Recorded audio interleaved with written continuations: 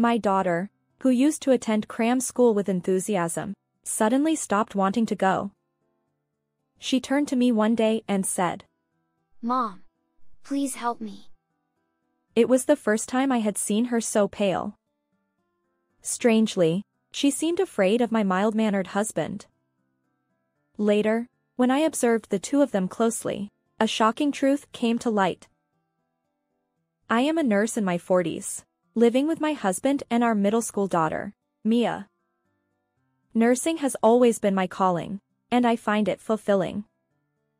After getting married, I worked part-time, but as our daughter grew up and entered middle school, I started working as a full-time staff member, even doing night shifts. While it's challenging to find quality family time, we used to be a close-knit family. Well, maybe I should say used to be. Our once affectionate daughter has suddenly entered her rebellious teenage years. We clash frequently, and I often find myself frustrated by her defiance. However, I understand that adolescence is a tumultuous phase, so I try to be patient. On the other hand, my husband's calm demeanor makes him a reassuring presence for our daughter. She spends more time with him than with me. Observing their close relationship warms my heart, but it also leaves me feeling a bit lonely. My daughter, who seems to take after someone, has loved studying since elementary school. Ever since she entered middle school, she consistently ranks at the top of her class. She's aiming for a prestigious high school and attends a cram school several times a week. But it's not typical group instruction. She receives personalized tutoring akin to having a private tutor.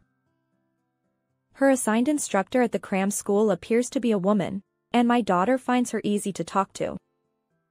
Perhaps it's thanks to this cram school that my daughter maintains her top-class grades.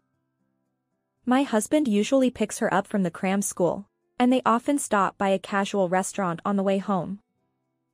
For me, it's a win-win situation.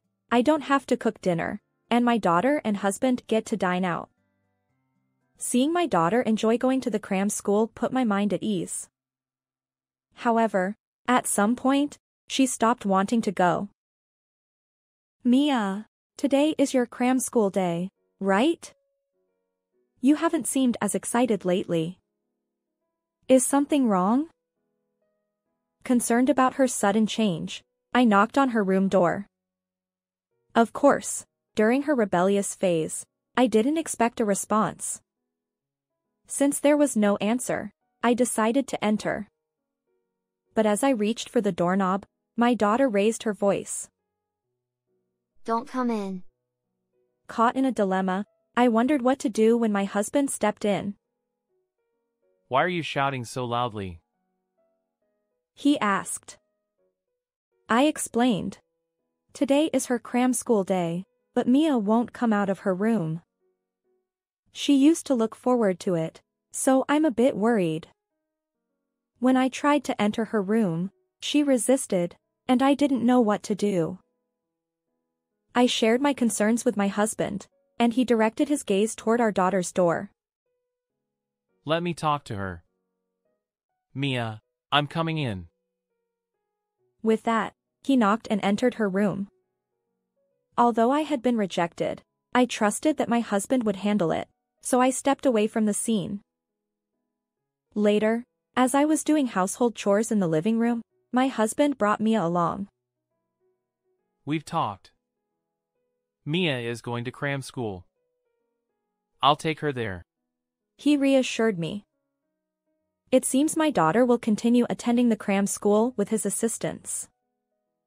Although her expression remains subdued, perhaps going to the cram school will lift her spirits. "Great. Thanks for the pickup and drop-off," I said, watching them leave. However, from that day on, my daughter would retreat to her room before cram school, and my husband would coax her out each time. I tried to engage her in conversation, but she stubbornly refused to open up. Frustrated by her silence, I consulted my husband again. Apparently, her recent performance at the cram school had declined, and she was staying for extra study sessions. I was surprised to learn that she had stayed late during my night shifts. What? She's staying late at cram school? Why didn't you mention this at all? But her middle school grades seem fine. Why would this be happening? I asked my husband, genuinely puzzled. I hadn't heard anything about her struggling academically or having behavioral issues in middle school. It seems she's just having trouble with the exam questions. My husband replied. Curious, I turned to our daughter and asked the same question once more. She silently nodded. Normally, she'd protest if I persisted, but she seemed unusually compliant. If Mia says so, it must be true. But if exam prep is causing you stress, you don't need to push yourself. And the coincidence of these extra study sessions aligning with my night shifts, could it really be just chance? I wondered aloud. I suspected that my daughter might be intentionally staying late to defy me. She remained silent, but my husband chimed in. It's just a coincidence. The cram school teachers wouldn't know when a student's parent has a night shift. Right, Mia? He sought her agreement with a smile, and she nodded once more. Although it didn't entirely make sense to me, I decided to accept their explanation for now. One day, my husband, noticing our daughter's recent behavior, suggested taking her out for a change of pace. That's a good idea. It's nice to step away from studying and refresh. I'd like to join too. I agreed. It seemed like a chance for our family of 3 to spend time together after a while. However, my husband chuckled and said, You're not exactly popular with Mia, are you? We'll go alone. His words hurt, but I couldn't deny that it was true. Feeling that my presence might hinder our daughter's relaxation, I reluctantly decided to stay home. As my husband and daughter prepared to leave, he conveniently excused himself to the restroom. Alone in the living room with our daughter, I reached for the TV remote, intending to watch a recorded drama. Unexpectedly, my daughter approached me. Wondering what was wrong, I looked up, only to find her sweating profusely and trembling. Mom, help me. She whispered. Somehow, she had resolved to seek my assistance. It was the first time I'd seen her so pale. Are you okay? Maybe you shouldn't go out today. Rest in your room, I suggested as I tried to lead her there. Just then, my husband emerged from the bathroom. Seeing us heading toward our daughter's room, he grumpily protested.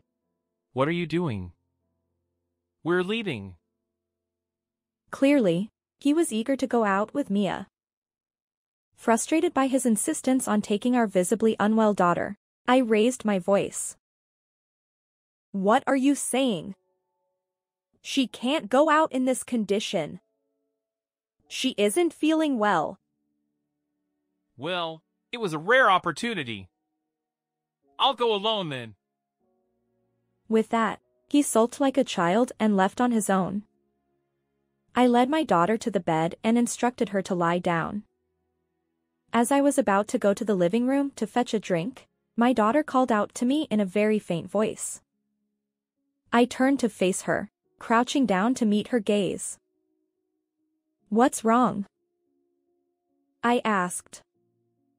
In response, my daughter slowly opened her mouth. You see, Mom, Dad is having an affair with my cram school teacher. Huh? I had assumed she wanted to discuss her studies, so I was taken aback and accidentally raised my voice. My daughter had just confided in me about my husband's infidelity. I felt shaken, but I encouraged her to continue sharing her story. Mia, can you tell me more? She nodded slowly and proceeded to reveal what had been happening. It turned out that my daughter was being forced to attend extra study sessions because my husband, during my night shifts, was having secret liaisons with the cram school teacher in a private room.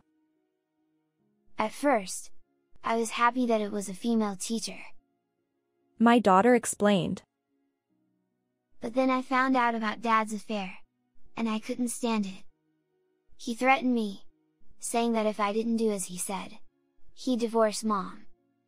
He even said I'd end up a high school dropout.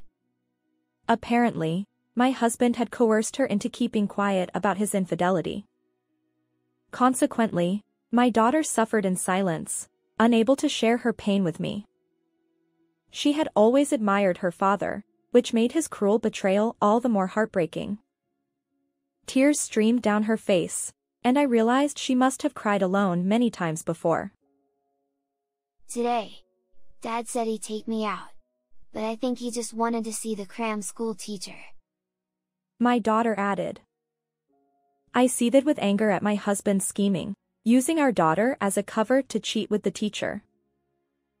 Mia, you've been through so much. I'm sorry I didn't notice sooner. I apologized to my daughter for putting her through this and resolved to prepare for a confrontation with my husband. A few days later, I waited for my husband's return in the living room. I'm home. What's wrong? Unaware of anything, he asked in a nonchalant voice. Can you sit down for a moment? Sensing my unusual demeanor, he complied and took a seat in front of me. I spread several photos in front of him. As he looked at them, his eyes widened. What is this? Can you explain what's going on?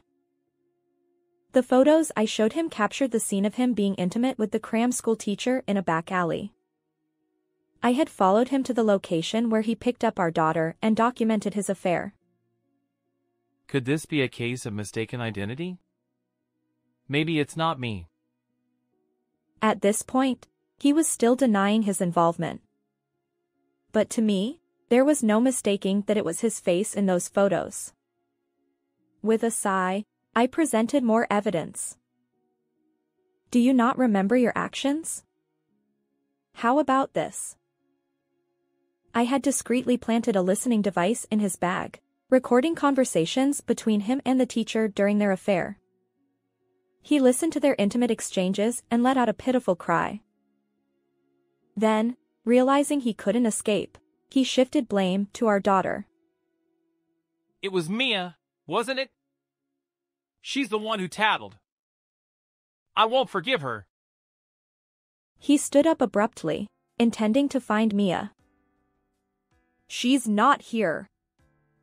We're here to talk, right? Mia isn't involved, I asserted. Anticipating this, I had already sent Mia to my parents' house. For you to use our daughter's school commute as cover for your affair.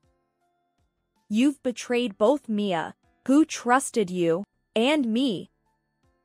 And to threaten Mia, who admired you, is despicable. No! The teacher made advances toward me. I'm not at fault. His refusal to acknowledge his wrongdoing frustrated me. Will you take responsibility for your actions? The fact remains that you cheated. You and the teacher will not only pay alimony for the affair but also compensate for the emotional distress you caused Mia. As he listened, his face turned pale, yet he continued to deny everything. Wait! I told you she initiated it, right? Maybe paying alimony isn't necessary. Unable to tolerate his feeble excuses any longer, I coldly demanded. I'm not interested in your excuses. Can you sign this? Under my unwavering pressure, he reluctantly signed the divorce papers. His face, unfamiliar with defeat, trembled. Afterward, I successfully divorced my husband, ensuring he paid both alimony for the affair and compensation for the emotional distress caused to our daughter. Additionally, he paid up front for the remaining years of child support to ensure no further involvement. I reported the affair to the cram school where my daughter attended, and the teacher faced consequences, losing her job.